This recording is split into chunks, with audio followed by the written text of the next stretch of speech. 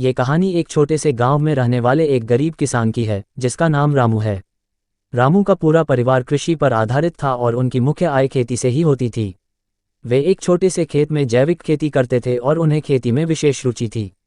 रामू की कहानी उस समय से शुरू होती है जब उनके पास बहुत ही कम सामग्री थी, लेकिन उनकी मेहनत और आत्मविश्वास की वजह से वे किसानी में सफलता पाने के लिए कठिनाइयों का सामना करते गए। वे सिर्फ जैविक खेती की तरफ ध्यान केंद्रित करते और खेत में उर्वरकों के बजाय उर्वरक की जगह खेत में खाद प्रदान करते थे। अपनी मेहनत और समर्पण से रामू की खेती धीरे धीरे फलने लगी।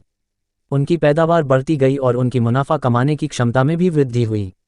वे अपनी उत्पादों को स्थानीय बाजार में बेचते और इससे उनकी आर्थिक स्थिति में सुधार होने लगा। रामू की सफलता उनके परिश्रम, संघर्ष और सहनशीलता की कहानी है।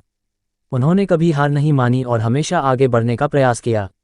उनकी कहानी गांव के लोगों के लिए प्रेरणा स्रोत बनी और उन्होंने दिखाया कि छोटे सपनों को हकीकत में बदलने का सबसे महत्वपूर्ण कदम है मेहनत और संघर्ष।